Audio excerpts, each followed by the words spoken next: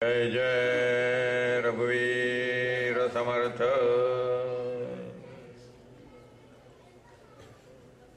कृपया आपापले mobile silent मोडवर किंवा स्विच ऑफ करून ठेवावेत ही सगळ्यांना प्रेमाची विनंती। 8:35 झालेत। किती वेळेपर्यंत केलं तर चालेल? 12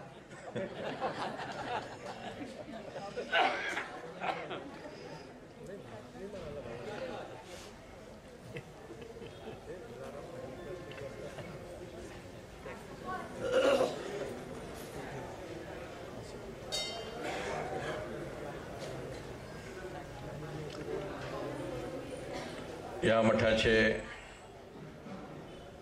दोन्ही मठपती आधुनिक कल्याण म्हणजे उपेंद्र महाराज आणि आधुनिक दत्तात्रय स्वामी म्हणजे राघवेंद्र महाराज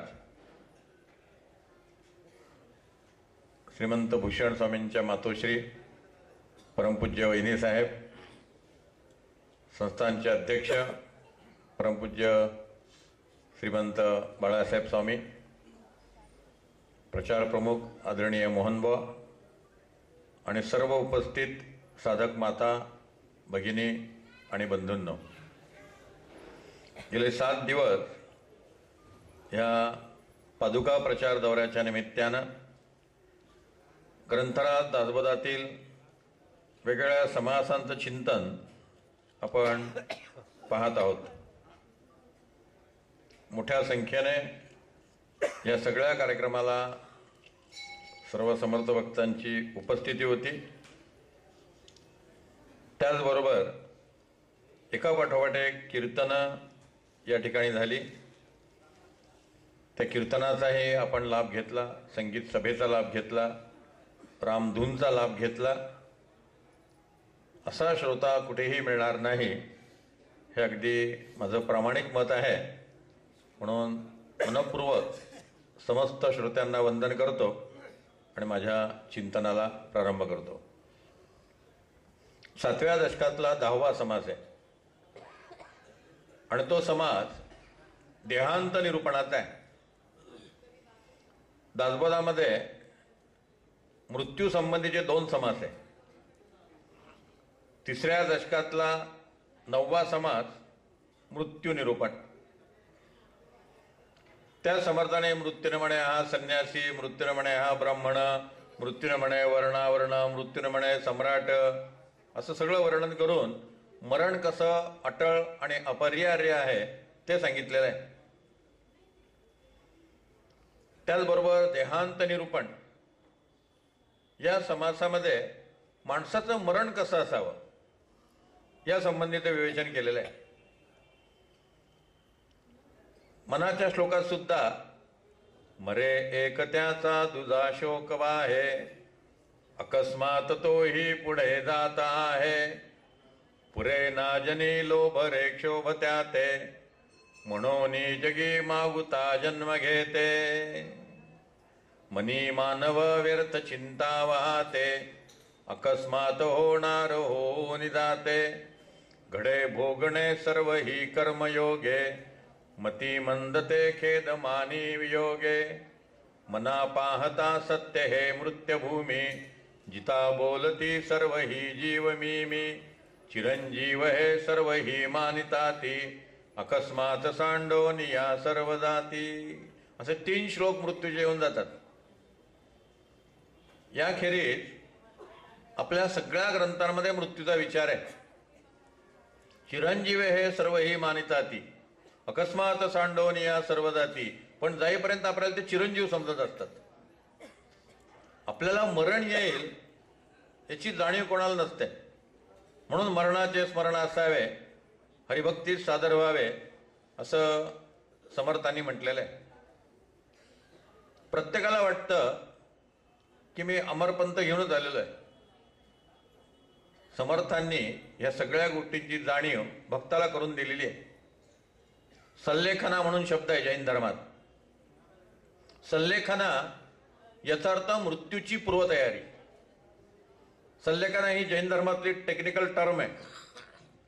तांत्रिक संकल्पना आहे. त्याचा अर्थ मृत्यूची पूर्वतयारी.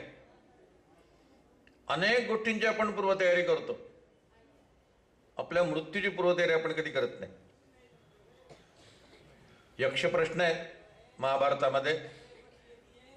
त्या यक्षाने युधिष्ठिराला अनेक प्रश्न विचारले. त्यातला एक प्रश्न विचारला की या जगातलं सर्वात मोठं आश्चर्य कोणतं. तेव्हा युधिष्ठिराने उत्तर दिलं की एवढी माणसं मरताना माणूस पाहतो आहे, पण आपल्याला सुद्धा एक दिवस जायचं आहे याचं त्याला भान नसतं, हे सर्वात मोठं आश्चर्य आहे.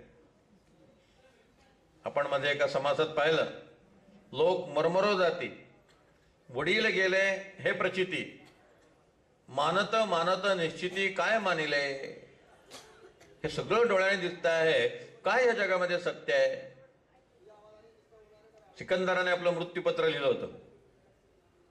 त्या मृत्यूपत्रात सिकंदराने अनेक गोष्टी आपल्या वकिलाला लिहायला सांगितल्या आणि प्रत्येक गोष्ट का करायची याचं क्लॅरिफिकेशन वकील करून घेत होता.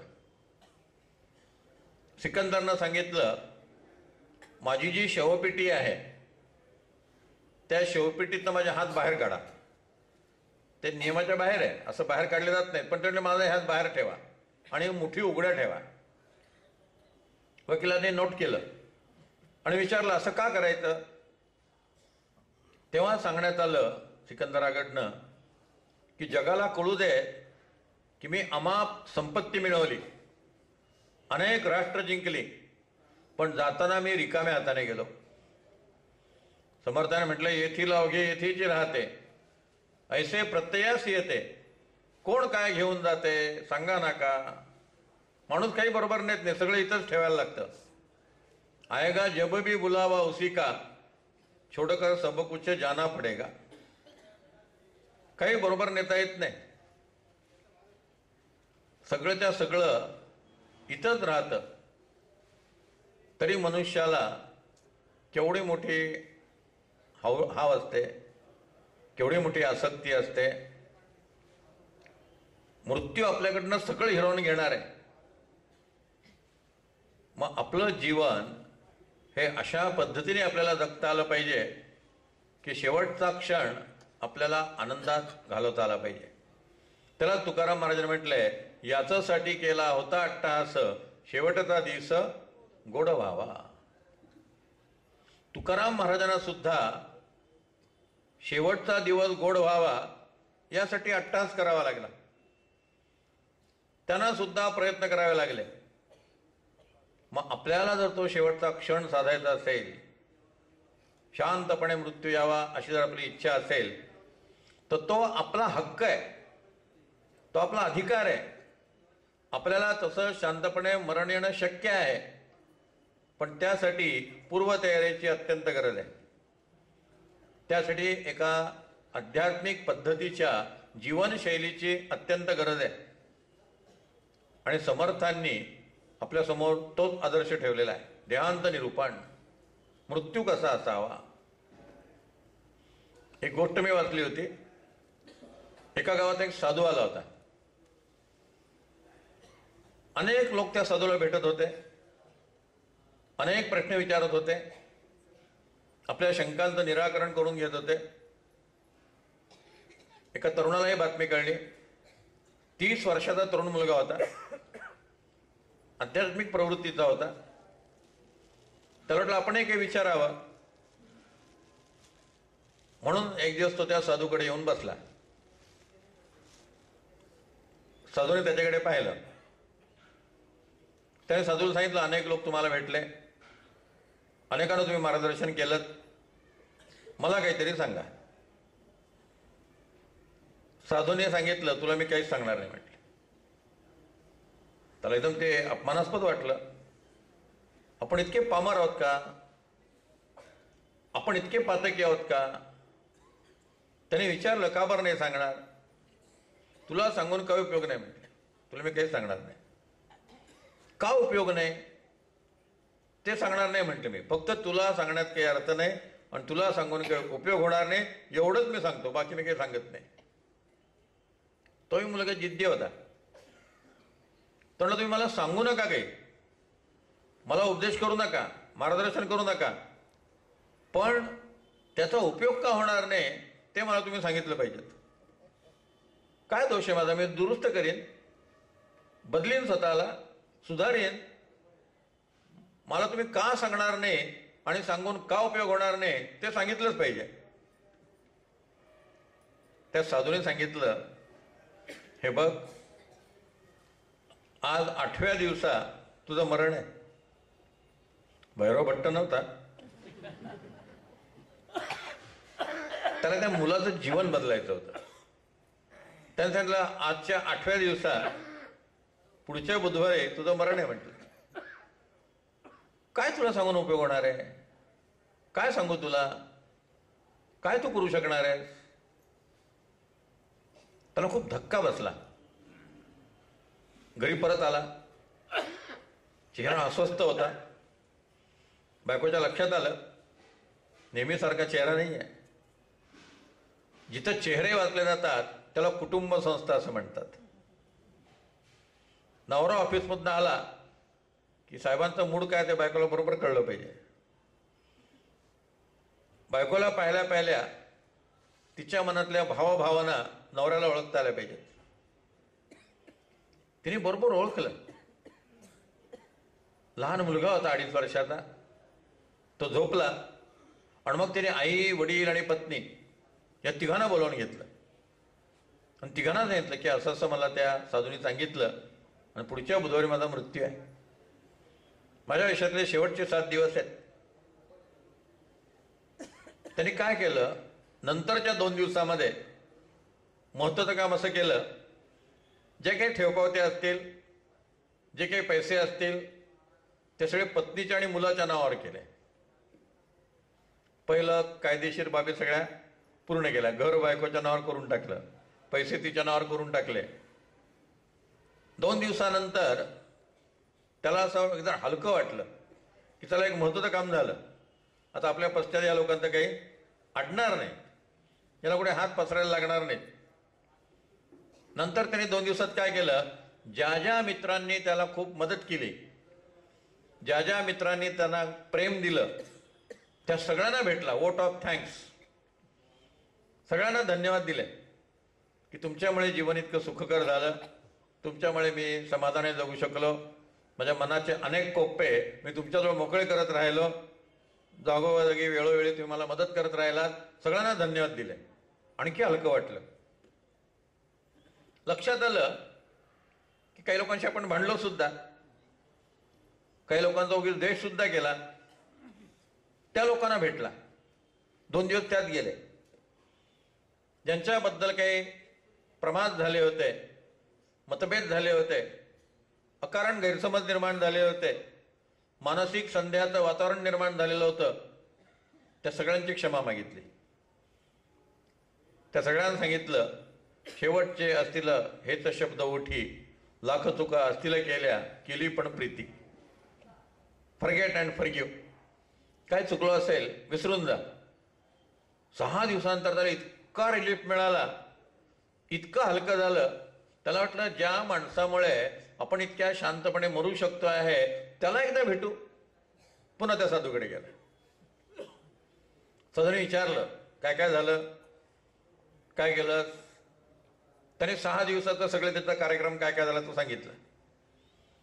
त्याचा चेहरा पाहूनच साधूच्या लक्षात आलं होतं की चेहऱ्यावरती मृत्यूची भीती नाहीये, एक प्रकारची शांतता आहे, एक प्रकारचा रिलॅक्सेशन, की आता आरामात जायचं, अशा प्रकारची एक मानसिक तयारी त्याची झालेली आहे. सगळं ते ऐकलं आणि साधूने विचारलं, आता कसं वाटतंय? एकदम तणावमुक्त आहे म्हटलंय, एकदम शांत आहे, एकदम चिंतामुक्त, टेन्शन फ्री. साधू म्हणाला, पुढची 40-50 वर्षात असंच जग. तो काय मनुष्य आहात तुम्ही, काय म्हणताय काय? म्हणजे आता सगळे ताण संपले आहेत ना, आता पुढचं जीवन असंच जग. Life is a flow, enjoy it. जीवन म्हणजे प्रवाह आहे. जे काय घडेल माळीये जेवती नेले तेवते निवांतची गेले त्या पाणिया ऐसे केले होवावे जी. कशाची चिंता करायची? मनी मानव व्यर्थ चिंता वाहते अकस्मात होणार होऊन जाते. मरण हे जीवनाचा अटळ भाग आहे. कशासाठी दुःख करायचं? माझ्या परिचयाच्या व्यक्तीपैकी कोणी जर मरण पावलं आणि त्या दिवशी मला जर तिथं जावं लागलं तर मी दासबोध घेऊन जातो आणि हे 2 समास मोठ्यांदा वाचतो. 3:9 मृत्यू निरूपण आणि 7:10 देहांत निरूपण. मृत्यू म्हणजे शेवट नाही आहे, लक्षात ठेवा. मृत्यू म्हणजे पुढच्या जन्माची तयारी आहे. मोक्ष त्यांना मिळतो ज्यांच्या मनात कुठलीही वासना शिल्लक नाही आहे. मुक्त ते होतात ज्यांच्या कुठल्याही इच्छा शिल्लक राहिलेल्या नाही आहेत. शेवटचा दिवस गोड व्हावा. त्यांच्या बाबतीत मृत्यूचा काही धोका नाही. पण ज्याच्या इच्छा शिल्लक राहिल्या आहेत त्यांची गती काय होते? भगवंतांनी 14व्या अध्यायात भगवद्गीतेत सांगितलेलं आहे.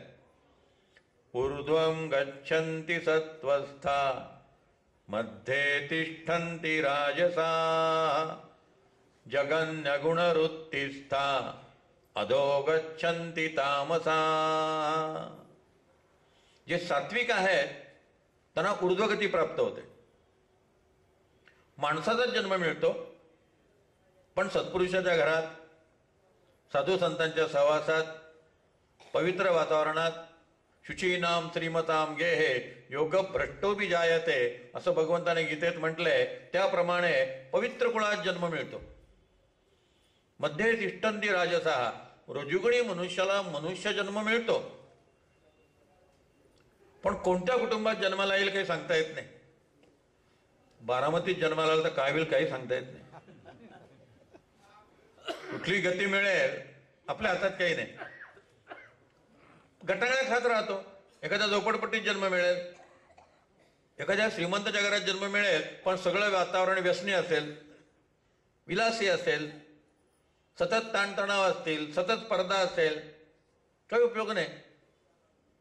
अधोगच्छन्ति तामसा, जे तमोगुणी आहेत त्यांना कुत्रा, मांजर, वाघ, सिंह, शेळी अशा जनावरांच्या जन्मात फेकलं जातं.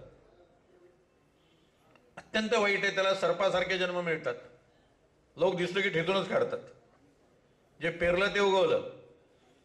पण जो सात्विक आहे त्याला असा जन्म मिळतो की त्याची मागची आराधना, मागची भक्ती, मागचा सत्संग हे सगळं पुढे चालू राहतं. Balance carried forward.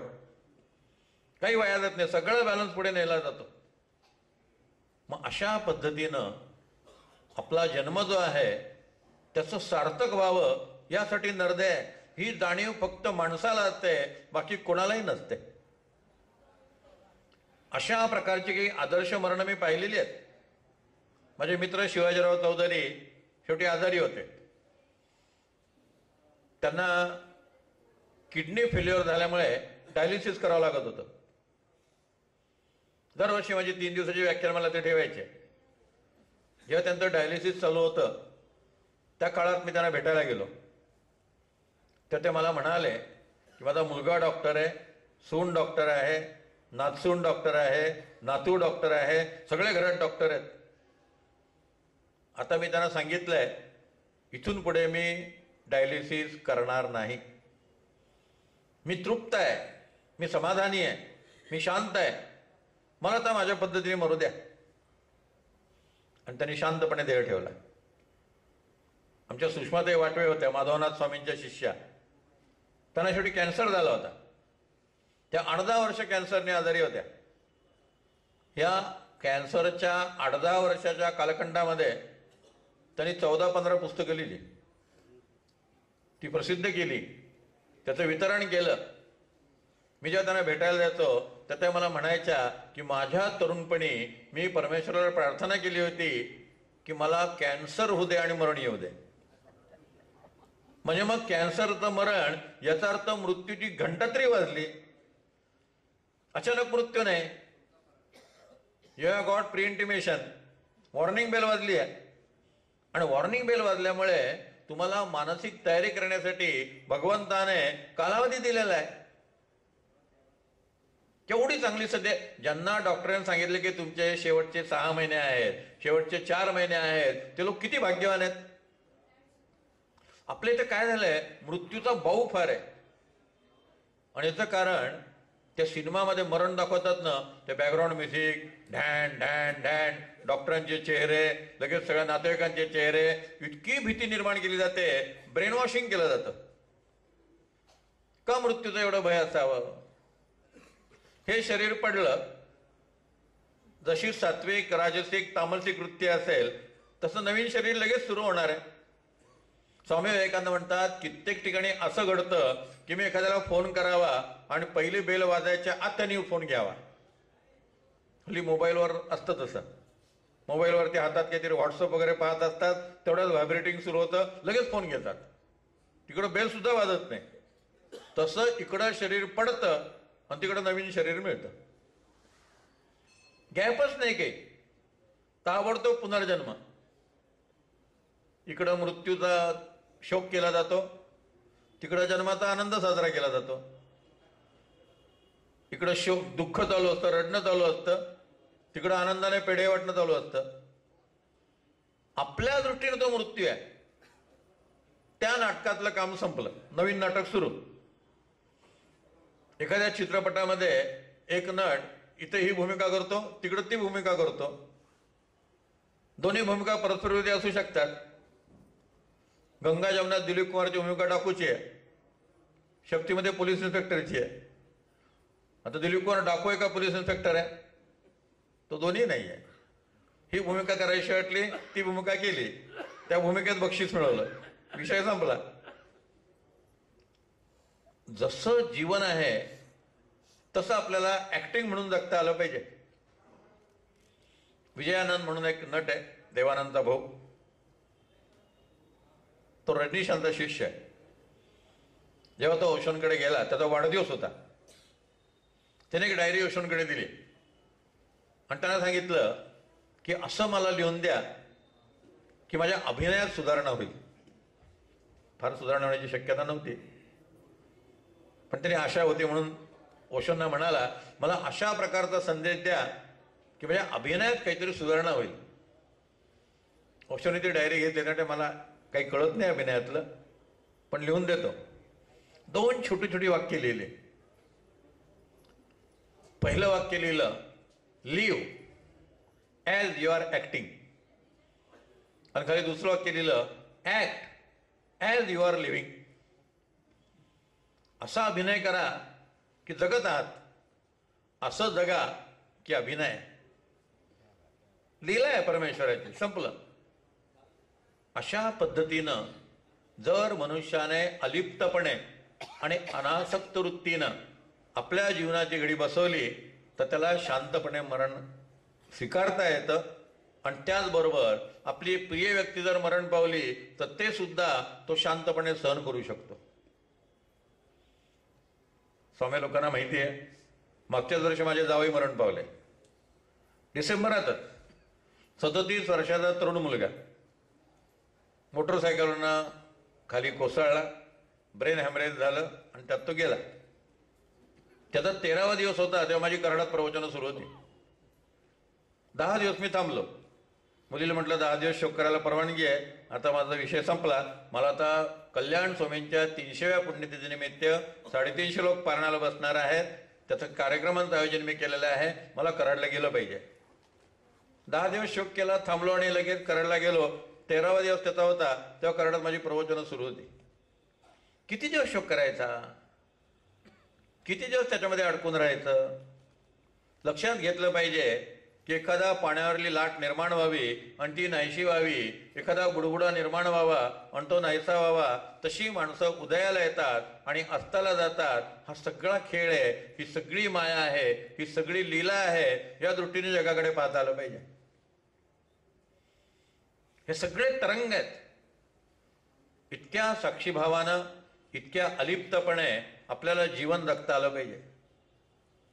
किती आपण जीवनाला खरं समजतो, किती आपण घटनांना महत्त्व देतो, किती त्याला रंगवत राहतो, किती त्याला इमोशनल ब्लॅकमेलिंग करत राहतो.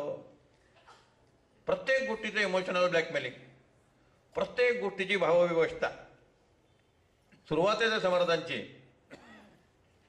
मिथ्या तेची झाले सत्य, सत्यतेची झाले असत्य, माया विभ्रमाचे कृत्य ऐसे असे श्रीराम.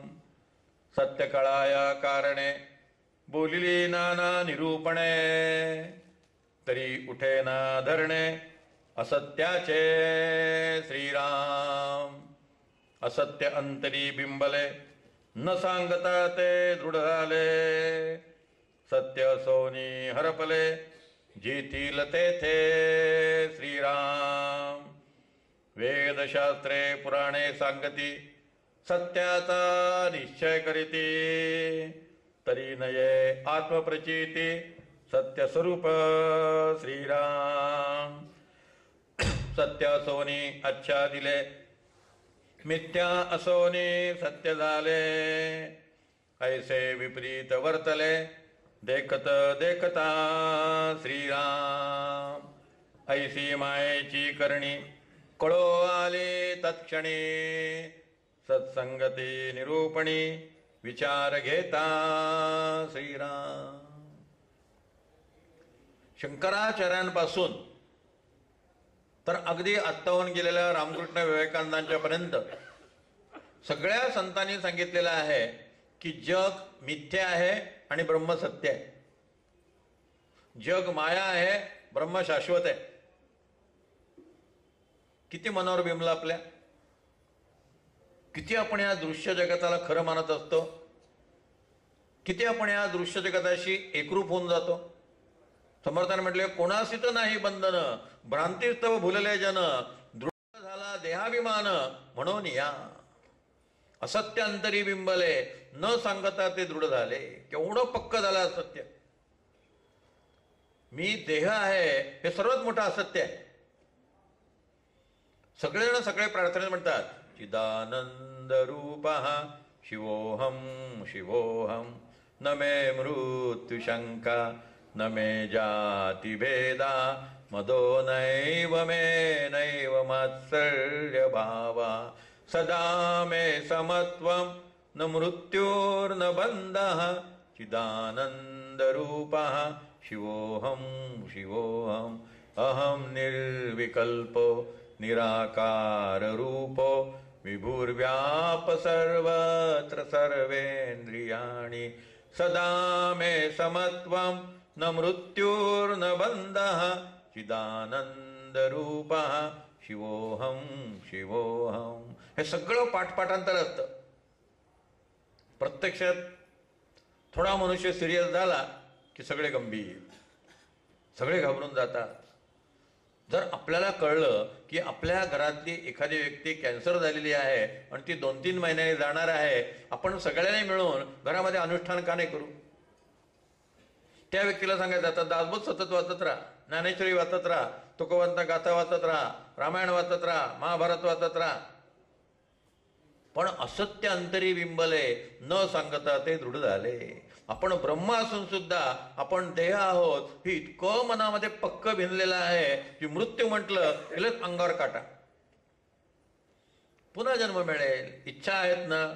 उलट हे शरीर थकलेलं आहे, नवीन शरीर धारण करा, fresh body, fresh experience, new life. किती चांगली गोष्ट आहे. पण मनुष्य त्याचा सुद्धा शोक करत राहतो. या ठिकाणी समर्थांनी हे असत्य मनात इतकं पक्क बिंबलेलं म्हणून सांगितलंय. जे शरीर मिथ्या आहे ते सजवण्यासाठी आपण काय काय करतो. ब्युटी पार्लर काय भानगड आहे. माझ्या माहितीचे ग्रस्त त्यांना पूर्ण टक्कल होतं, पण काय विग वापरायचे, अशी रुबाबात केसावरून हात फिरवत चालायचे.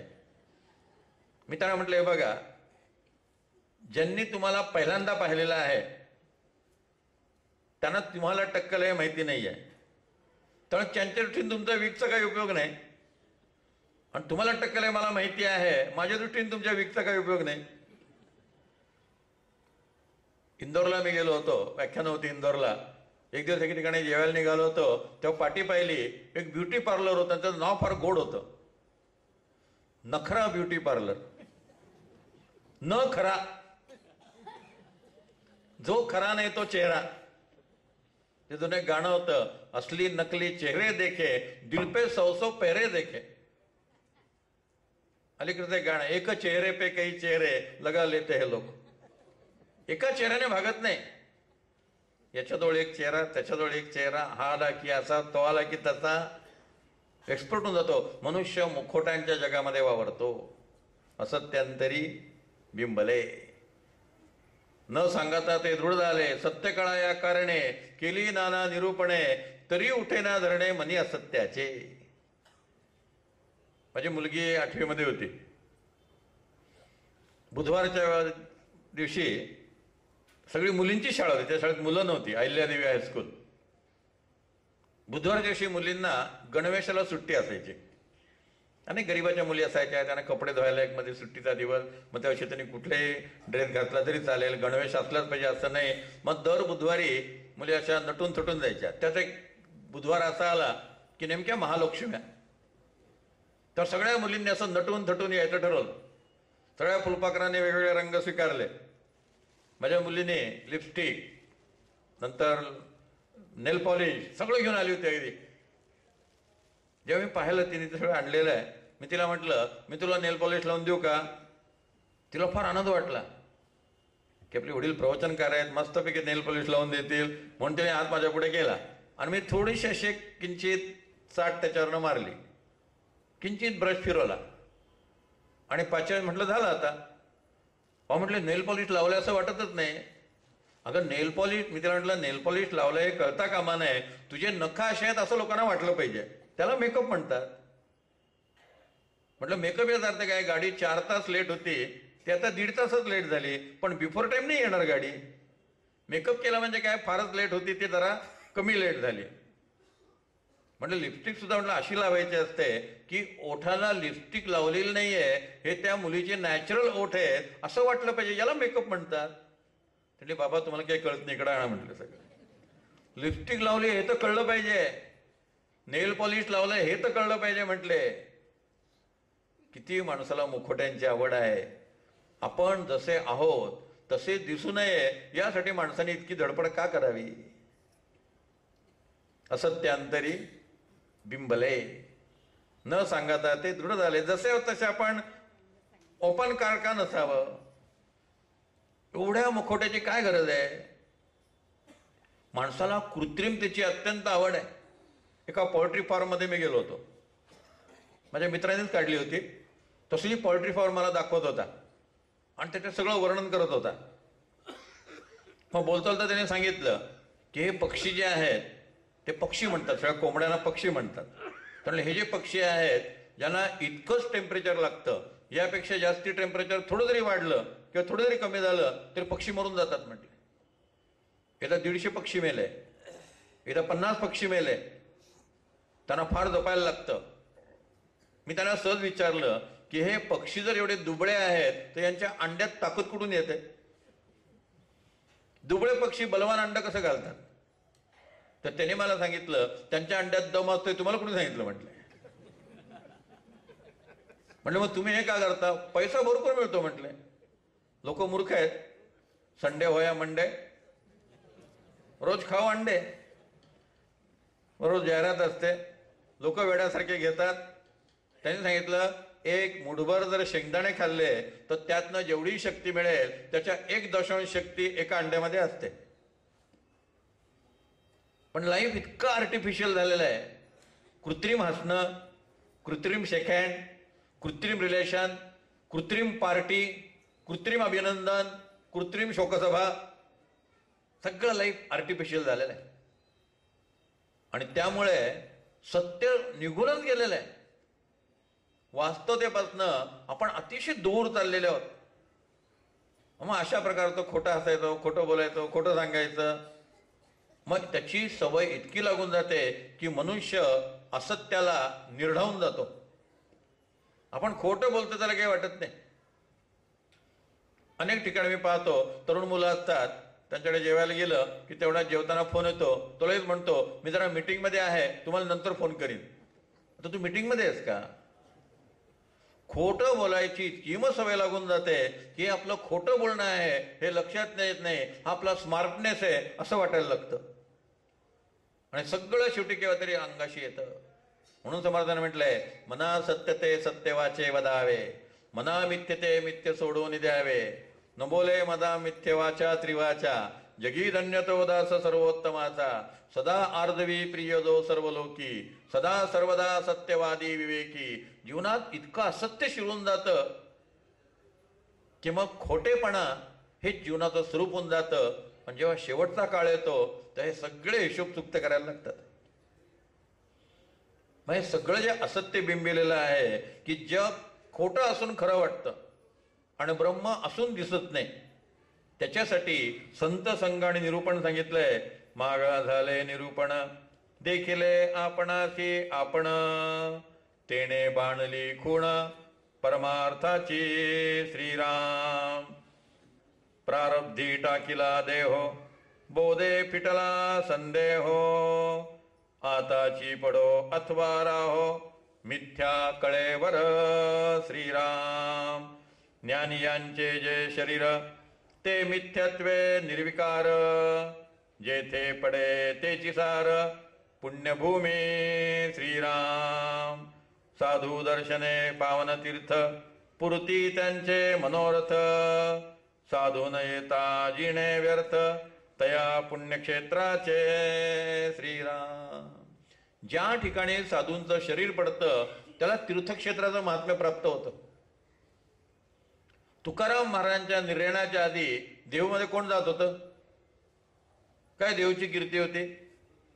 तुकाराम महाराजांनी तिथं देह ठेवला, सदैव वैकुंठाला गेले म्हणून देहूला महत्व प्राप्त झालं. समर्थांनी सज्जनगडावरती देह ठेवला, वस्तुतः चाफळला ते जास्त राहिले, पण देह सज्जनगडावरती ठेवला, चाफळपेक्षा सज्जनगडला महत्व जास्त प्राप्त झालं. मनुष्य ज्या ठिकाणी देह ठेवतो त्या स्थानाला तीर्थक्षेत्राचं महात्म्य प्राप्त होतं. म्हणून तर आळंदीला महत्व आहे. ज्ञानदेवांचा जन्म आपेगावला, आपेगाव तो काहीच महत्व नाहीये. आळंदीला देह ठेवला, आळंदीला तीर्थक्षेत्राचं स्वरूप प्राप्त झालं. निवृत्तीनाथांनी त्र्यंबकेश्वरला देह ठेवला, त्र्यंबकेश्वरच्या पायथ्याला त्यांची समाधी आहे, त्याला तीर्थक्षेत्राचं स्वरूप प्राप्त झालं. सोपानदेवांनी सासवडला देह ठेवला, सासवडला तीर्थक्षेत्राचं स्वरूप प्राप्त झालं. नाथांनी पैठणला देह ठेवला, पैठणला तीर्थक्षेत्राचं स्वरूप प्राप्त झालं. पण पुढे समर्थाने एक महत्वाचं सांगितलं, साधूने येता जिणे व्यर्थ, तया पुण्यक्षेत्राचे. तीर्थस्थानी संतांचं वास्तव्य असलं पाहिजे, तीर्थस्थानी संतांनी निवास केला पाहिजे. संत जर निवासाला असतील तर त्या मुळातल्या तीर्थक्षेत्राला आणखी एक वेगळं तेज, आणखी एक वेगळं चैतन्य, आणखी एक वेगळं महत्व प्राप्त होतं. म्हणून साधू जिथं असतात ते तीर्थक्षेत्र आहे. त्याला नारदाने भक्तिसूत्रात म्हटलंय, तीर्थम कुर्वंती तीर्थाणी. त्यांच्या वास्तव्यानं त्या स्थानाला तीर्थक्षेत्राचं महात्म्य प्राप्त होतं. या मठाला तीर्थक्षेत्राचं महात्म्य कशामुळे प्राप्त झालं? इथं रामदासी महंतांचं हे वास्तव्य झालेलं आहे, त्याचा देह इथं पडलेला आहे आणि त्यामुळे या स्थानाला पुण्यक्षेत्राचं महत्व प्राप्त झालेलं आहे. मग ते महत्व आणखी उज्ज्वल व्हावं, आणखी वर्धिष्णू व्हावं म्हणून त्या ठिकाणी साधू संतांनी येऊन राहिलं पाहिजे. म्हणून हे सगळे श्रावण मास प्रवचनमाला, समर्थांच्या पादुका, हे वेगवेगळे व्याख्यानं, संत संमेलन, कीर्तन संमेलन, चक्री कीर्तन, हे सगळं वातावरण जे आहे ते हे तीर्थक्षेत्र तसंच राहावं, त्याचं तेज दिवसेंदिवस प्रतिपतचंद्र लेखेव वर्धिष्णू व्हावं, त्यासाठी ही सगळी धडपड आहे. मग साधूचा देह जो आहे तो असा पडला तरी ते त्याच्या दृष्टीनं मिथ्या आहे, कलेवर आहे. त्याला देहबुद्धीच नाहीये, देह पडल्याचं दुःख काय? अतिशय खोल विचार समर्थ म्हणतात. ज्ञानियांचे जे शरीर, ते मिथ्यत्वे निर्विकार, किंवा उत्तरायण ते उत्तम, दक्षिणायन ते अधम, हा संदेही वसे भ्रम, साधू तो निसंदेह श्रीराम. पुण्यनदीचे जे तीर, तेथेची पडावे शरीर, हा इतर जनांचा विचार, साधू नित्यमुक्त श्रीराम.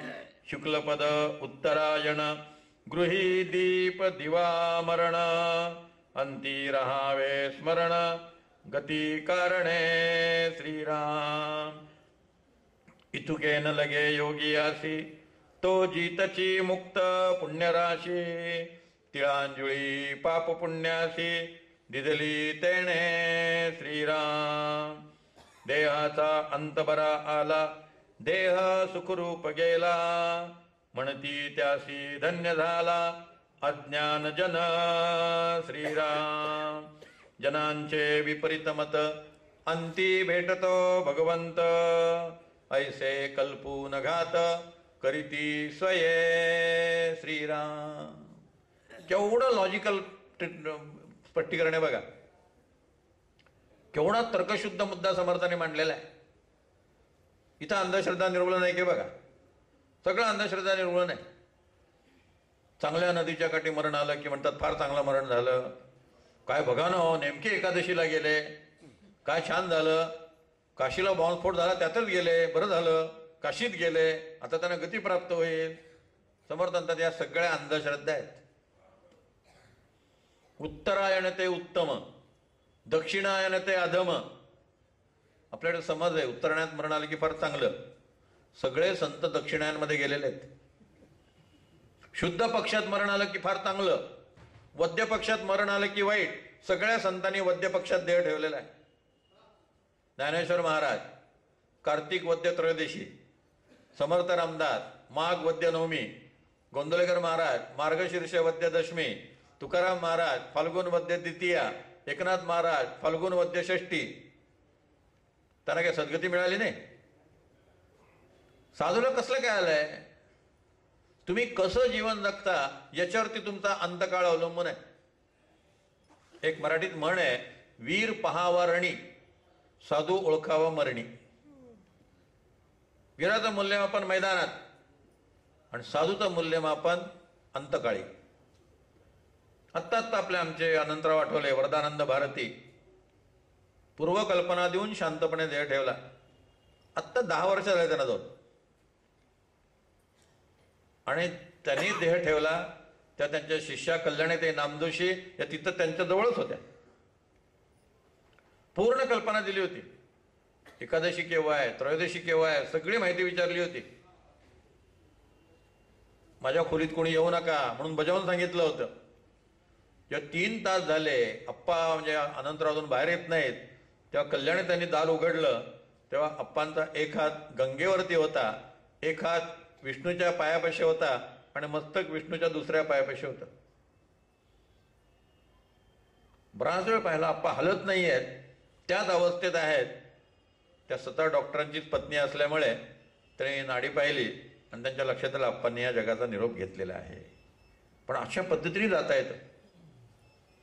स्वामी योगानंद परमानंद ऑटोबायोग्राफी ऑफ योगा हे पुस्तक ज्यांनी लिहिलं, त्यांनी सांगितलं होतं की मी प्रवचन करत असताना देह ठेवणार आहे. आणि हा देह त्यांनी कुठे ठेवला?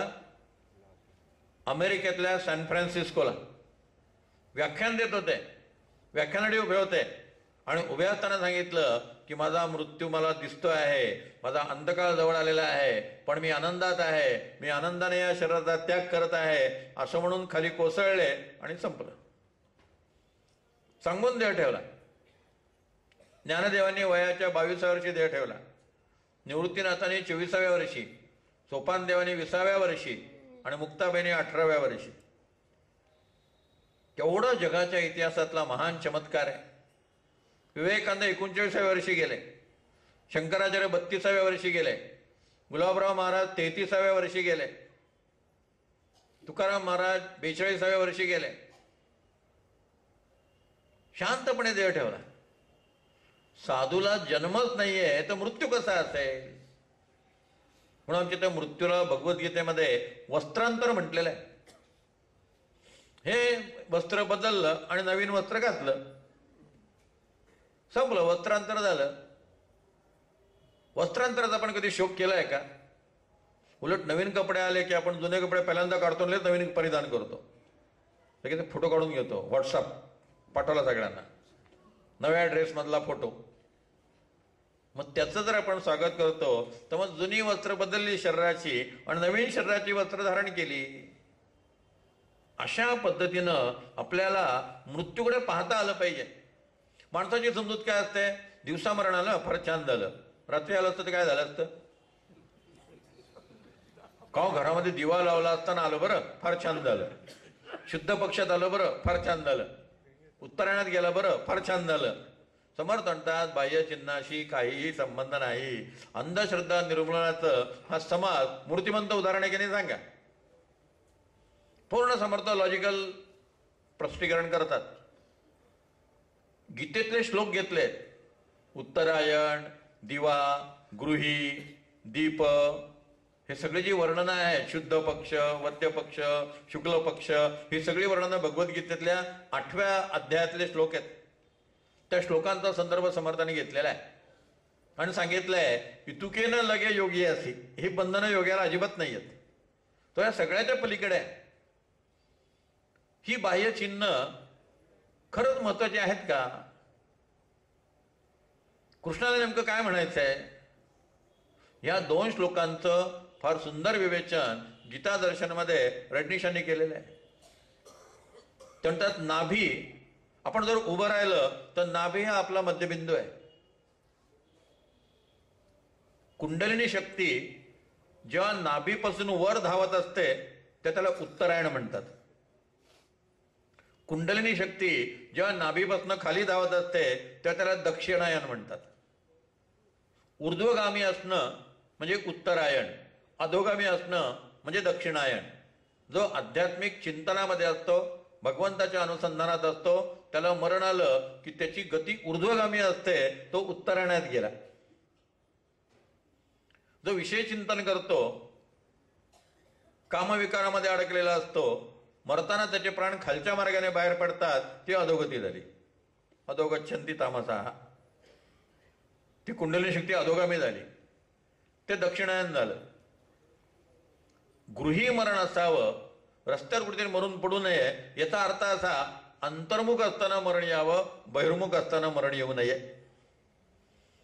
दिवा लावलेला असावा याचा अर्थ ज्ञानाच्या प्रकाशामध्ये मरण यावं, अज्ञानाच्या अंधकारात मरण येऊ नये.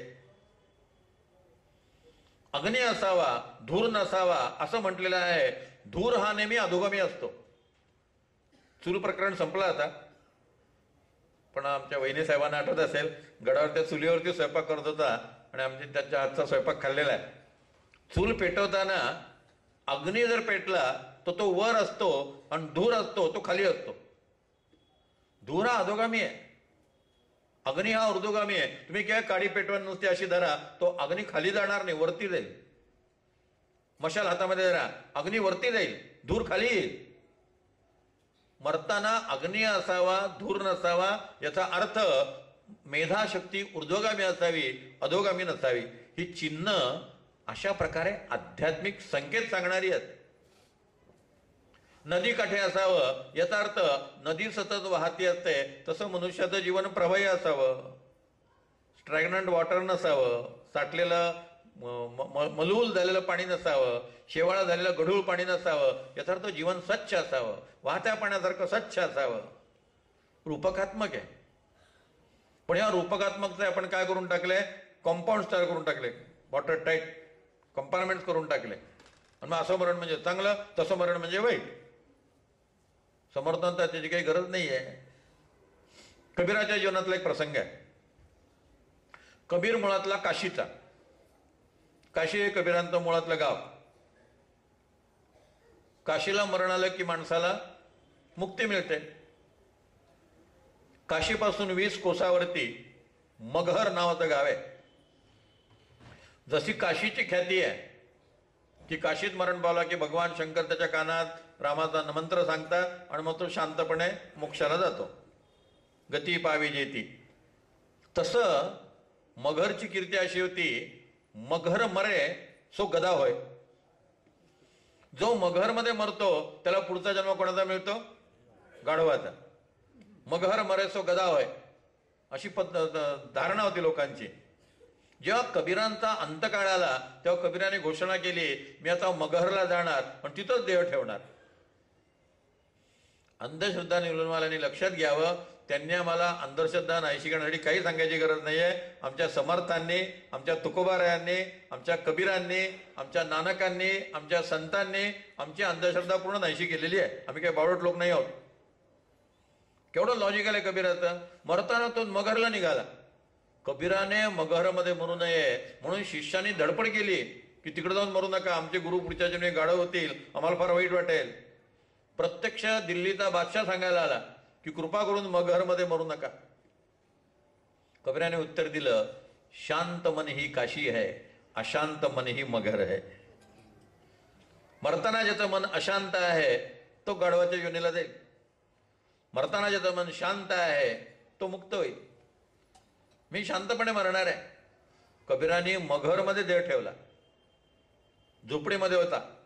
कबीराने सांगितलं, आता आत कोणी येऊ नका. दार लोटून घेतलं झोपडीचं आणि कबीर 2-3 दिवस शिष्याने वाट पाहिली. बरं, सगळे शिष्य जमले, हिंदू मुसलमान दोन्ही शिष्य जमले. दोघांमध्ये वादळ सुरू झालं. समाधी बांधायची का थडगं बांधायचं, अग्निसंस्कार करायचा का जमिनीत पुरायचं, झालं. हिंदू मुस्लिम तंटा सुरू झाला. तेवढ्यात आकाशवाणी झाली, मूर्खांनो झोपडी तरी उघडाल की नाही. जेव्हा झोपडीचं दार उघडलं तेव्हा कबीराचं शरीरच नव्हतं. हार आणि फुलं पडलेली होती. हिंदूने ती हार आणि फुलं घेतली आणि कबीराची समाधी बांधली. मुसलमानाने काही फुलं घेतली, कबीरांची कबर बांधली. कबीर हिंदू होते का मुसलमान, जन्मले होते का मेलेले होते. कबीर म्हणतात, ना हम मरी, मरी आहे संसारा. आम्ही मेलो नाही, हा संसार मेलेला आहे. आम्ही रामाच्या भक्त, आम्ही कशाला मरू. अंतकाळ हा सुखाचा आणि दुःखाचा असणं याचा बाह्य परिस्थितीशी संबंध नाहीये, तुमच्या चित्तदशेशी संबंध आहे. मरताना चित्त कुठे आसक्त असेल तर असता कामा नये. मुलामध्ये अडकलेलं नसावं, सुनांमध्ये अडकलेलं नसावं, नातवंडांमध्ये अडकलेलं नसावं, घरामध्ये अडकलेलं नसावं, कोर्टाच्या खटल्याच्या निकालावरती अवलंबून नसावं. कुठेही मन अडकलेलं नाहीये. जियो तो ऐसे जियो जैसे सब तुम्हारा है, मरो तो ऐसे की जैसे तुम्हारा कुछ भी नहीं. फार सुंदर गाणं आहे सायली जाणीचं. असं मरताना मरा की ह्या जगात तुमचं काहीही नाही. कुठेही आसक्त होऊ नका, शांतपणे देह ठेवा. तसं त्या मुलाला त्यांनी सांगितलं, आता पुढची 50 वर्ष असं धुंदीत जग, विदाउट टेन्शन. आत्ता तसं जगणं शक्य आहे. सगळं जग म्हणजे माया आहे, सगळं जग म्हणजे लीला आहे, हे नाटक आहे. पण आपल्या नाटकातली ही ऍक्टिंग आहे. अशा पद्धतीने जीवन जगलं पाहिजे.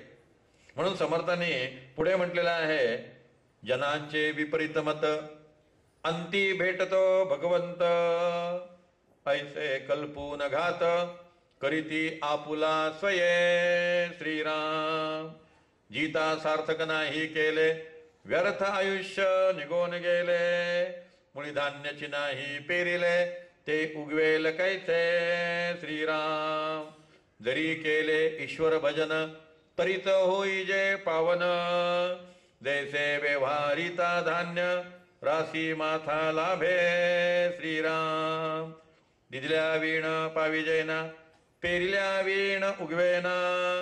ऐसे हे वाक्यजना ठाऊकेची आहे. श्रीराम न करिता सेवेच्या व्यापारा, स्वामी समणती कुठे मुशारा. तैसे अंती अभक्त नरा, सहित न घडे. श्रीराम जीता नाही भदोगत भक्ती, मेल्या कैची होईल मुक्ती. असो जे जे जैसे करती, ते ते पावती तैसेची. श्रीराम एवं न करिता भगवत भजन, अंती न होई जे पावन. जरी आले बरे मरण, तरी भक्ती वीण अधोगती. श्रीराम केवढा स्पष्ट विचार आहे. जिता नाही भगवत भक्ती, मेल्या कैसी होईल मुक्ती. जिवंत असताना काहीच भजन केलं नाही. अजामेळाची कथा ही अपवाद आहे. अजामेळाची कथा हा नियम नाही आहे. समर्थांनी मनाश्लोकात म्हटले, अजामेळ पापी तया अंत आला, कृपाळूपणे तो जनी मुक्त केला. पण अजामेळ हा नियम नाही आहे, तो अपवाद आहे. नियम काय आहे? कल करे सो आज कर, आज करे सो अब, पल में प्रलय होगा फिर करेगा कब. नियम काय आहे? मरणाचे स्मरण असावे, हरिभक्ती सादर व्हावे, मरण कीर्ती सोरवावे येणे प्रकारे. नियम काय आहे? तरी झडझडणी वाहिला निघ, ये भक्तीचे मार्गी लाग. उठवणे वाटीचे लागावे दिगंतराप्रती, हा नियम आहे. वृद्धापकाळी मी सगळं करीन. शेवटचा शब्द त्या एका व्यापाऱ्याने आपल्या 4 मुलांची नावं देवाची ठेवली. एकाचं नाव राम, दुसऱ्याचं शंकर, तिसऱ्याचं विठ्ठल, चौथ्याचं कृष्ण. शेजारी डॉक्टर राहत होते शेजारच्या अपार्टमेंटमध्ये. डॉक्टरांना सांगितलं, डॉक्टर मला 5 मिनिटं पूर्वसूचना द्या. वृद्ध झाला होता, थकलेला होता, मरणासन्न होता, सगळं लक्ष संसारामध्ये. फक्त डॉक्टरांना काय सांगितलं, माझा आजामेळ होईल म्हटले. तुम्ही फक्त मला शेवटच्या क्षणी 5 मिनिटं सांगा की तुम्ही आता मरण्याची शक्यता आहे, म्हणजे मी 4 मुलांना हाक मारेन आणि शांतपणे देह ठेवीन. डॉक्टर म्हणजे ठीक आहे सांगेन. खूपच त्रास व्हायला लागला. मुलांनी लगेच हाक मारली डॉक्टरांना. डॉक्टरांनी तपासलं आणि डॉक्टर म्हटले, आता काही तुमचं खरं नाही म्हटले. त्यांनी हाक मारली, शंकर, विठ्ठल, राम, कृष्णा. 4 मुलं धावत आली. अरे तुम्ही 4घं इथं आहेत, दुकानात कोण आहे? आणि गल्ल्याची किल्ली कोणाकडे आहे? गल्ल्याची किल्ली कोसळले. ते हात हलवत हलवत आणि किल्लीच्या अनुसंधानातच संपले. अंतकाळ कसा असावा हे लॉटरीचं तिकीट नाही आहे. पुनर्जन्म ही लॉटरी नाही आहे, मोक्ष ही लॉटरी नाही आहे. ती कष्टाने आणि उपासनेनेच प्राप्त होते. तुकाराम महाराजांनी अट्टहास केला म्हणून शांतपणे देह ठेवला. त्यामुळे अंतकाळ हा मरण अनुकूल आलं, चांगल्या दिवशी आलं याच्यावरती अवलंबून नाहीये. मरताना तुमची चित्तदशा कशी होती?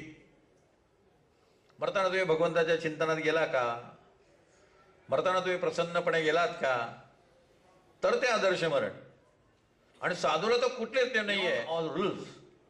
रस्त्याच्या डाव्याकडे चालावं हा नियम वाहनांना आहे, विमानाला कुठलेच नियम नाही आहेत. विमान डायरेक्ट 25,000 वरती फुटावरती छलांग मारत असतं. त्याला डावी बाजून, रस्त्याची उजवी बाजून सिग्नल. आता सिग्नल जर वरती विमानं थांबायला तर पंचायत होईल. विमाने धावतच जाणार.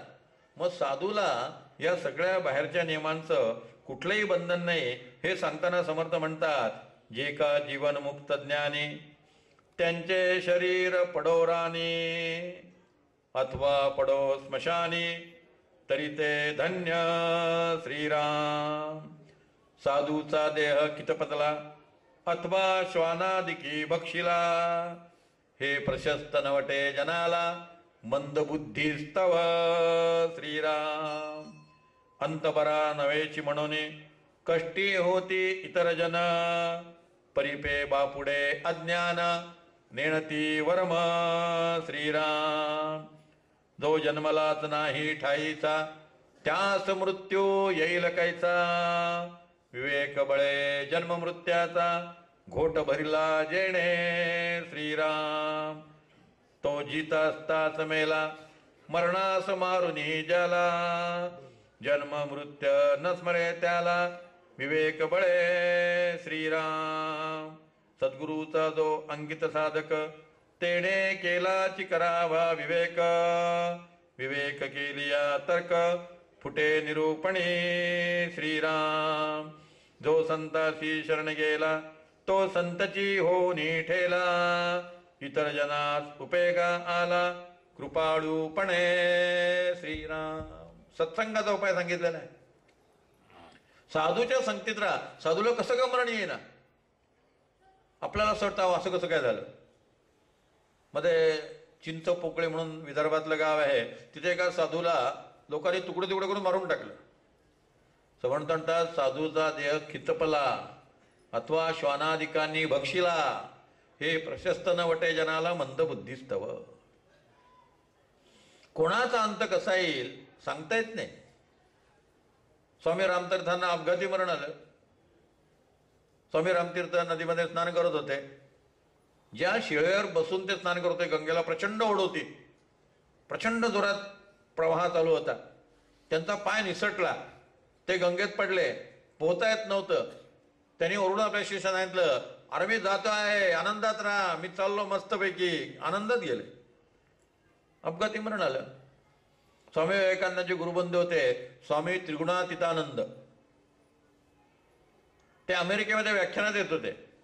त्या हॉलमध्ये बॉम्बस्फोट झाला, त्या बॉम्बस्फोटमध्ये ते मरण पावले. आपल्यालाच वाटतं, अरे साधूचं बॉम्बस्फोटने कसं मरण झालं. प्रारब्ध आहे. रामकृष्ण परमहंसांना कॅन्सर झाला, गोळवलकर गुरुजींना कॅन्सर झाला. कोणाचं मरण कसं असेल. विवेकानंद 39 वर्षी मरण पावले, त्यांना कितीतरी दुखणी होती. डायबिटीस होतं, ब्लड प्रेशर होतं, हार्टचा त्रास होता, जलोदर झाला होता, नाना प्रकारच्या दुखण्याने ते शेवटचे 2 वर्ष ग्रस्त होते. 37व्या वर्षापर्यंत एकदम तब्येत टणटणीत होती. शेवटच्या 2 वर्षामध्ये सगळ्या दुखण्याने घर केलं आणि 39व्या वर्षी मरण पावले. पण आजारी पडून अंथरुणावर मेले नाही, शांतपणे ध्यानाला बसले, भगवंताचा जप केला आणि जप करत असताना शरीर कोसळलं.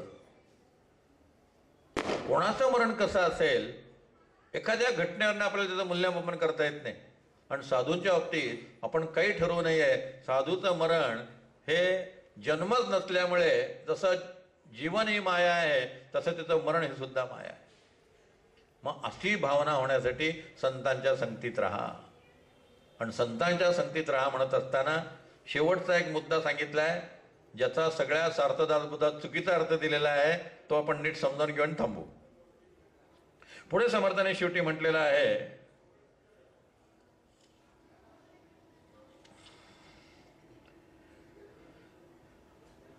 संत संगती सांगितली आणि मग म्हटलंय, परमार्थाचे जन्मस्थान तेची सद्गुरूचे भजन. सद्गुरु भजने समाधान अकस्मात बाणे श्रीराम. शरणागताची वाहे चिंता तो एक सद्गुरु दाता. जैसे बालक वाढवी माता नाना यत्ने करोनी श्रीराम. म्हणोनी सद्गुरूचे भजन ज्यासी घडे तोची धन्य. सद्गुरु वीण समाधान आणिक नाही श्रीराम. सरली शब्दाची खटपट आला ग्रंथाचा शेवट.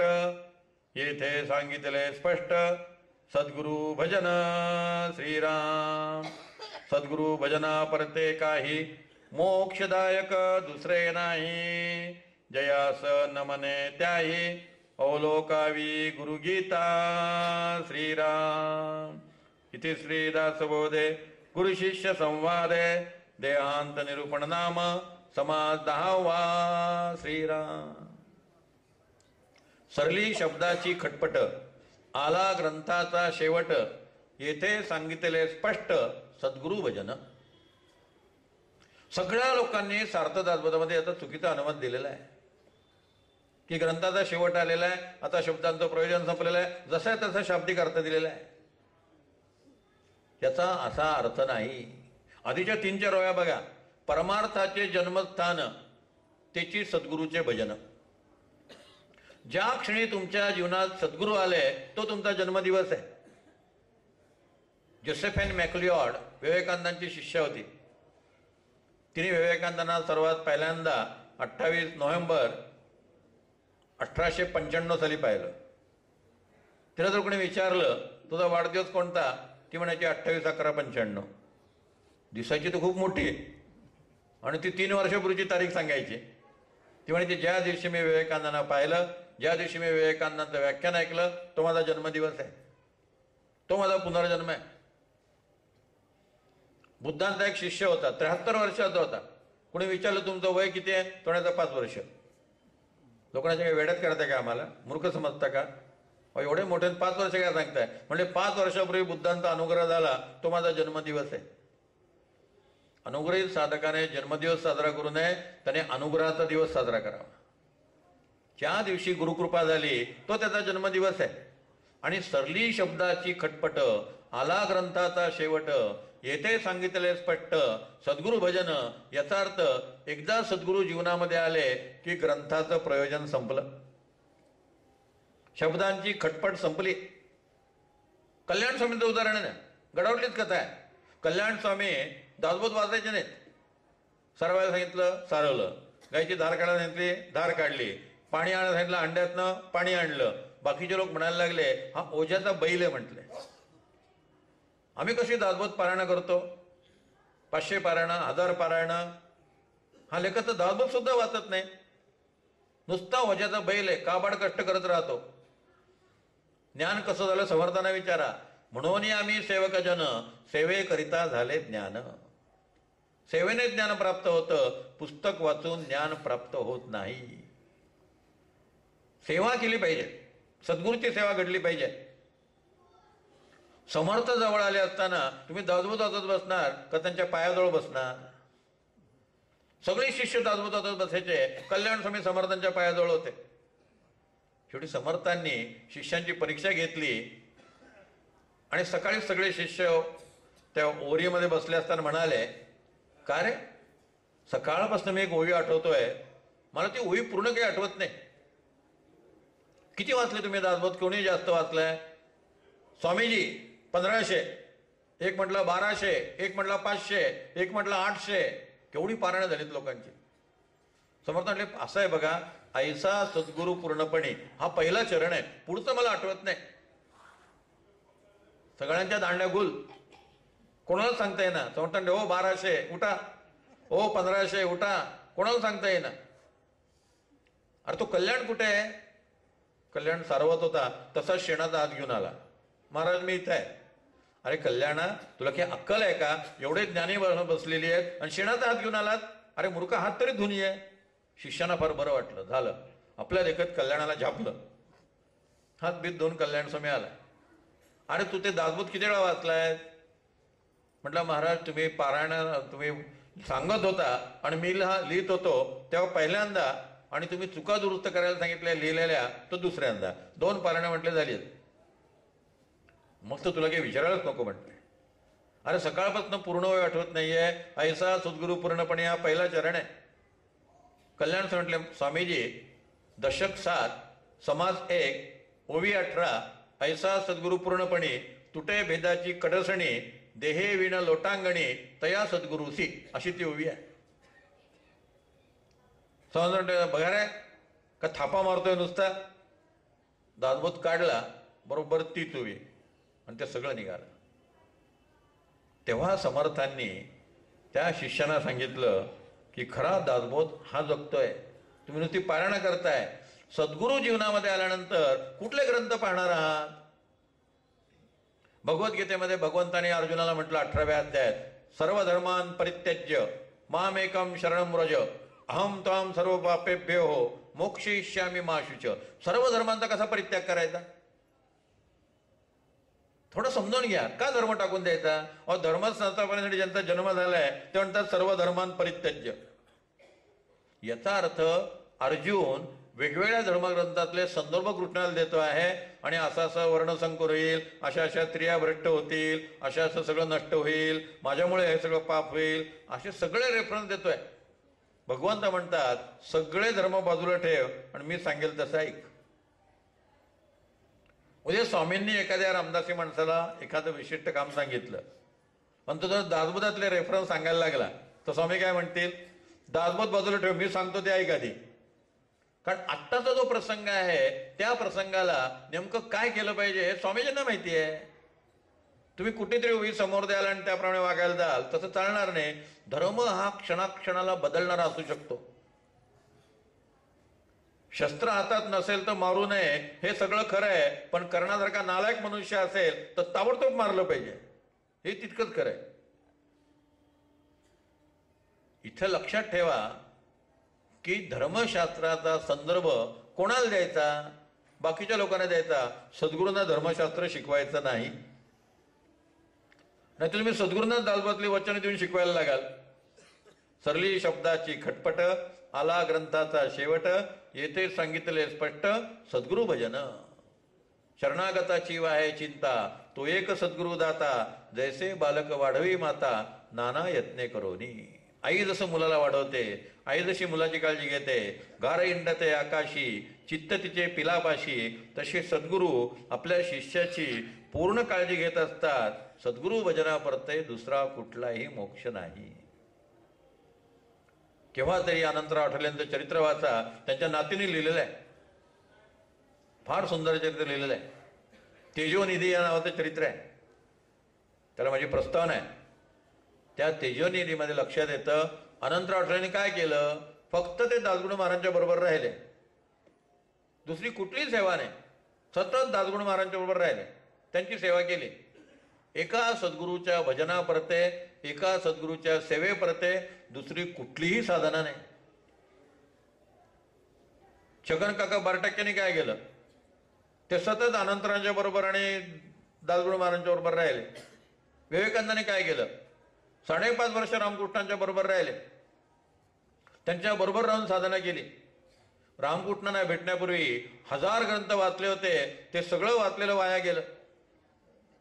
ब्राह्म समाजात जात होते, अनेक साधू संतांना भेटत होते, ते सगळं वाया गेलं. कारण ते साधू संत अनुभव देणारे नव्हते, शाब्दिक होते, बुकिश होते. रामकृष्ण परमहंस जगणारे होते. जगणाऱ्या संतांच्या सहवासामध्ये प्रत्यक्ष राहायचं, त्यांची सेवा करायची आणि त्याप्रमाणे साधना करायची, हाच मोक्षाचा मार्ग आहे. म्हणून भगवंताने गीतेत म्हटलंय, तद्विधी प्रणिपातेन परिप्रश्नेन सेवया उपदेक्षन्ति ते ज्ञानम ज्ञानिन तत्वदर्शिना. परिप्रश्न विचारायचा, पण त्याच्या आधी सेवया, दंडवत, प्रणिपात, सद्गुरूंना शरण जा. प्रणिपात याचा अर्थ शरणागती, सेवा याचा अर्थ शरणागतीनंतर त्यांची सेवा, आणि मग तुमच्या प्रश्नाचं ते उत्तर देतील, याचा अर्थ तुम्हाला ज्ञान देतील. सेवेशिवाय ज्ञान नाही. म्हणून समर्थ म्हणतात, पाहिलाय नाही संस्कृती, रीग नाही मराठी ग्रंथी, माझा स्वामी कृपे सहिती हृदयी वसे. म्हणून आम्ही सेवकजन सेवे करता झाले ज्ञान. संस्कृत वाचलं नाही, समर्थात मी काय ग्रंथांचा अभ्यास केला नाही, पण केवळ सद्गुरूंची सेवा केली, रामाचं भजन केलं, आणि रामाचे भजन त्याची माझे ज्ञान, तेने समाधान पावत असे, असं भजनात समर्थ रामदास म्हणतात. तशी शरणागती सद्गुरूंची झाली आणि सद्गुरूंची सेवा केली की दुसरं काहीही करावं लागत नाही. मग सरली शब्दाची खटपट, आला ग्रंथाचा शेवट. इतके लोकांनी तारे तोडले की 7 दशकी दासबोधा समर्थांचा आहे आणि पुढचे 13 दशक एक्सटेन्शन आहे म्हटलंय. त्यांच्या सगळ्या स्फुटरचना एकत्रित केल्या आणि शिष्याने 20 दशकी दासबोध केलाय. आपण कल्याण स्वामीने हयात असताना आरती केली आहे आणि 20 दशकींचा अनुभव जो आहे असं कल्याण स्वामी म्हणतात. कुठलं एक्सटेन्शन आलं? सरली शब्दाची खटपट, याचा अर्थ सद्गुरू जीवनामध्ये आल्यानंतर तुमचं शब्दज्ञान बाजूला टाका. आला ग्रंथाचा शेवट, तुमचं ग्रंथाचं ज्ञान बाजूला ठेवा, कारण ग्रंथांचे अर्थ तुम्ही लावलेले आहेत, सद्गुरूचा खरा अर्थ सांगतील. फोडोनी शब्दाचे अंतर, वस्तू दाखवी निजसार, तेची गुरु माहेर अनाथांचे. डॉक्टर कुर्तकुटी हे शंकराचार्य होते. ते गोंदवलेकर महाराजांच्याकडे आले आणि म्हटले, मला तुम्हाला गुरु करायचं आहे, अनुग्रह पाहिजे. गोंदवलेकर महाराज म्हटले, तुम्ही शंकराचार्य होता हे विसरून जा, तुम्ही प्रस्थांतरीचा अभ्यास केला होता हे विसरून जा, सगळं ज्ञान विसरून जा, तर माझ्या अनुग्रहाचा उपयोग होईल. कुर्तकुटी सगळं ज्ञान विसरले. सरली शब्दाची खटपट, आला ग्रंथाचा शेवट, याचा अर्थ तो आहे. अशा पद्धतीनं समर्थांनी सद्गुरू भजन जर झालं आणि सद्गुरूच्या सहवासात जर राहिला, तर माणसाचं मरण हे आदर्श मरण असेल. शांतपणे त्याला देह ठेवता येईल आणि मग मृत्यूचा त्याला शोक राहणार नाही. कबीराचा एक दोहा आहे, त्यात कबीर म्हणतो, मी जेव्हा जन्माला आलो तेव्हा मी एकटा रडत होतो आणि बाकी सगळे हसत होते.